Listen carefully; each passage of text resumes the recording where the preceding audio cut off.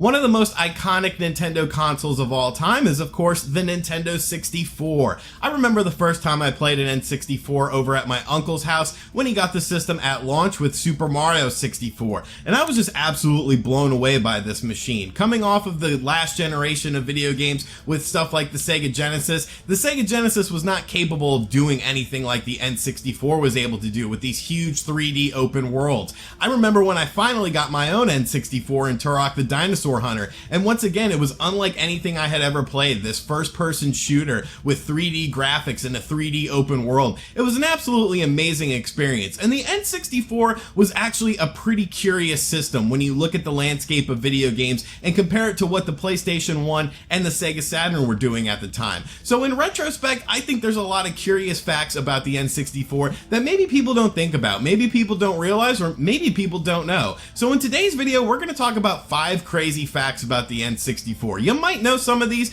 you might not know some of these, or maybe you've just never thought about some of these facts in the light that I'm thinking of. So sit back, relax, make sure you subscribe to the channel, and let's talk about 5 crazy facts about the N64. Hey, RGT 85. Hey, Sean. Oh my God, it's Stevie Richards!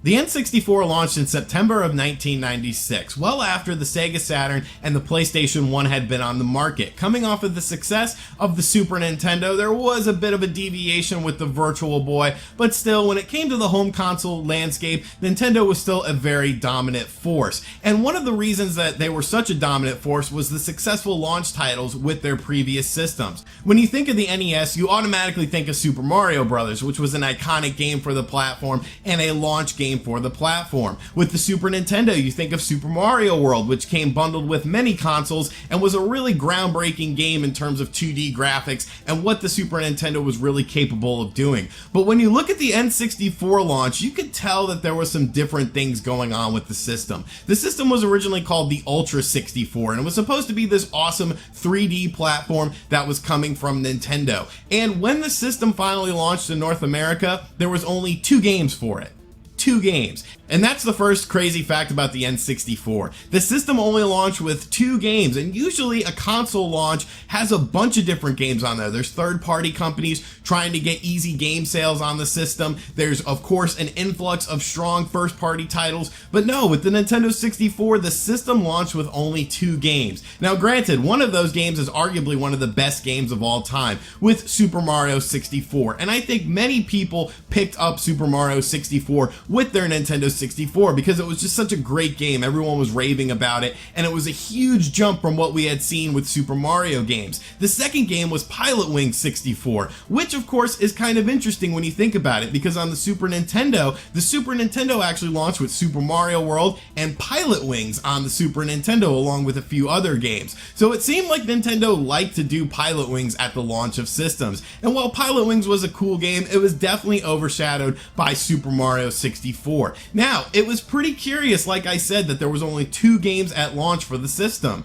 but you have to factor in something. Nintendo went a completely different way with the Nintendo 64, sticking with cartridges while the industry was moving more towards CDs. So the second fact I want to bring up is simply the cartridge prices for these games.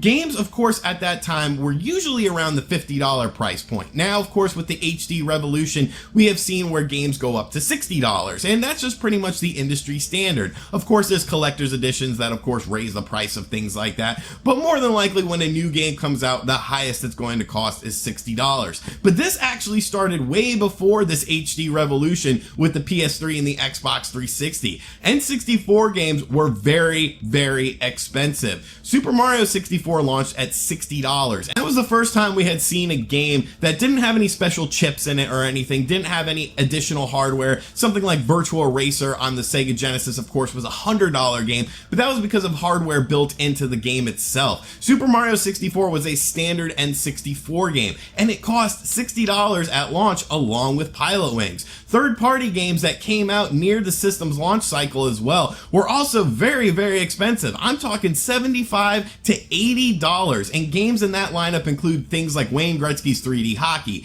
NBA Hang Time, Mortal Kombat Trilogy, and Killer Instinct Gold. $80 for some of these games. Now, when you factor in inflation, you're talking nearly $120 in 2018 money. So these games were very expensive. So like I said, that is definitely the second interesting fact about the N64, was just the game prices. And that's a crazy thing to think about, spending $80 on just a single game with nothing special in it in 1996 and 7 money. Now, of course, you have to ask yourself, why were those games so expensive? And that's, of course, because of the fact that Nintendo went with a cartridge-based medium. And cartridges were not as big as CDs. CDs had just started catching on, and of course, the PlayStation 1 and the Sega Saturn were utilizing CD-based technology. Now, CDs could hold up to 750 megabytes of game space on there, and we saw many CD-based games be, on multiple discs and whatnot, because it was so cheap to make CD-based games. It cost about $1 per disc, and rumors have it that N64 games could cost up to $30 per cartridge. So because of the difference between cartridges and discs, a lot of people wonder, what was the biggest N64 game,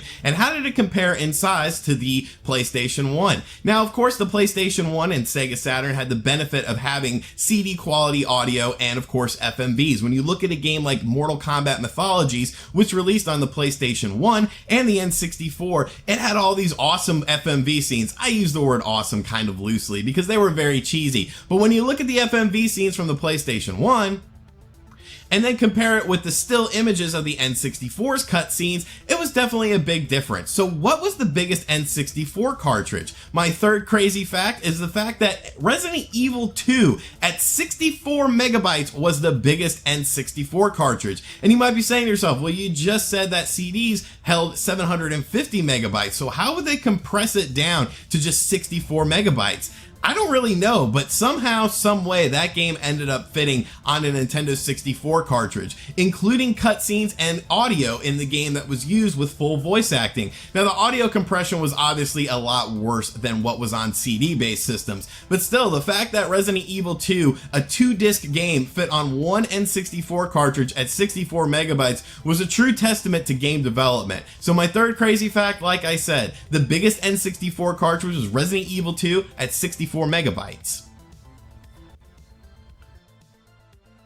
Now, Nintendo deciding to go with cartridge-based technology as opposed to CD-based technology did not just impact game prices and game sizes, it actually impacted what games came to the system. When you look at the Super Nintendo, one thing that you definitely think about are JRPGs on the system. There were so many JRPGs on the Super Nintendo from companies like Capcom, Enix, Squaresoft. You, of course, had Final Fantasy games, Breath of Fire games, smaller games. There were tons of JRPGs on the Super Nintendo, and that's sort of what led to one of the successes of the system, I feel. It's just the vast variety of JRPGs, as that genre was really catching on at the time. So you would think with the N64 you would get even more JRPGs, and at first it looked like Squaresoft was going to be involved with the N64. There, of course, is a tech demo out there of Final Fantasy VI running on N64 stuff with, silicon graphics being used in the game, and it looked pretty interesting, but Squaresoft quickly realized that they did not like the cartridge-based technology,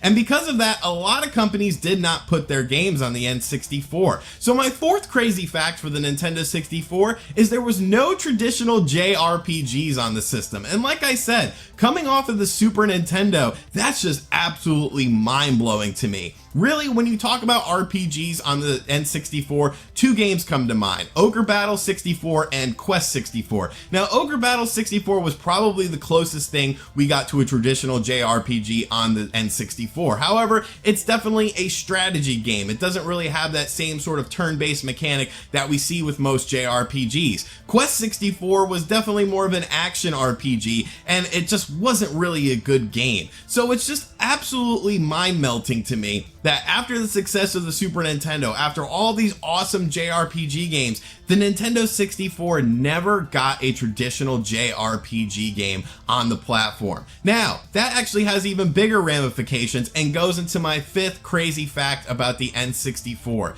Nintendo always tends to do well in Japan. It is where they're based out of. They of course got their start with the Famicom and the Super Famicom in Japan, and the Japanese audience always seems to love Nintendo products. Whether you're talking about home consoles, portable devices, Nintendo always does well in Japan. My fifth crazy fact may actually surprise you, and that is the N64 was in third place in Japan. When you look at system sales for the consoles that were available at that time, the main competition was PS1, Sega Saturn, and of course the N64. The PlayStation 1 sold nearly 20 million units in Japan during that time frame. The Sega Saturn sold over 6 million units in Japan, which is pretty astounding considering how weak it did in North America. How did the N64 do? Only 5.5 million units sold in Japan. So why is that? I think it sort of harks back to our fourth crazy fact. The fact that there was no JRPGs on the system. The Japanese audience obviously likes JRPGs. It's called Japanese Role-Playing Game. That's where the JRPG acronym comes from.